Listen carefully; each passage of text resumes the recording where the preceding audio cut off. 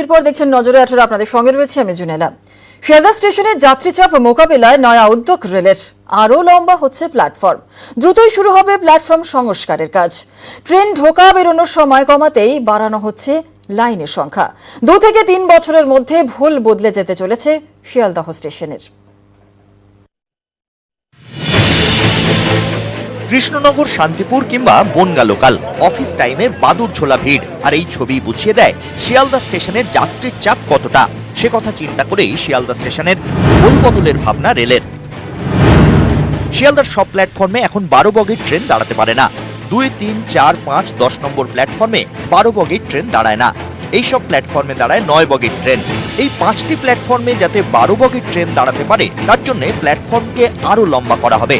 যাত্রী চাপ কমাতেই প্ল্যাটফর্ম সংস্কারের ভাবনা। 12 বগির ট্রেন যে সমস্ত প্ল্যাটফর্মে দাঁড়াতে পারে না, সেই সব প্ল্যাটফর্মের দৈর্ঘ্য বাড়ানোর কাজ শুরু হচ্ছে। প্রকল্পের কাজে বরাদ্দ হয়েছে 35 কোটি টাকা। वर्क प्रपोज किया जिसमें प्लेटफॉर्म नंबर 2, 3, 4 का एक्सटेंशन 12 कोच के लिए हो जाएगा। उसके बाद शियालदा डिवीजन में सभी ट्रेनें पीएमयू चलती हैं, वो 12 कोच की हो जाएंगी। रेलवे बोर्ड ने सैंक्शन भी कर दिया है।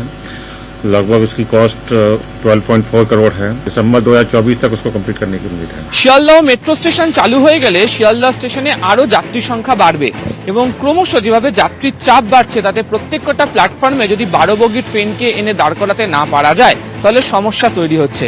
তাই পরিকল্পনা করা হচ্ছে, একদিকে যেমন শিয়ালদহ স্টেশনের এলাকা বাড়বে এবং যে কারণে বর্তমানে যে 150 বছরের পুরনো যে ডিআরএম বিল্ডিং রয়েছে, সেটাকে অদূর ভবিষ্যতে ভেঙে সরিয়ে নিয়ে যাওয়া হচ্ছে।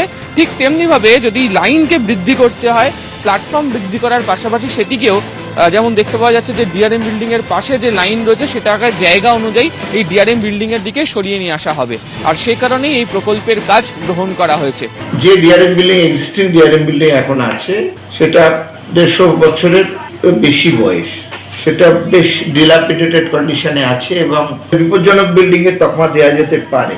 তো সেই জন্য নতুন ডিআরএম বিল্ডিং ওই রেল চত্বরেই তৈরি হচ্ছে। সূত্রের খবর, আগামী 2 থেকে 3 বছরের মধ্যে গোটা শিয়ালদা স্টেশন রিমডেলিং করার কাজ শেষ হয়ে যাবে এবং তার জন্য ইতিমধ্যে রেলওয়ে বোর্ডের তরফ থেকে প্রায় 47 কোটি টাকা মঞ্জুর করা হয়েছে। ক্যামেরা জ্যোতির্ময় বসুর সাথে আবির ঘোষাল, নিউজ 18 বাংলা, কলকাতা।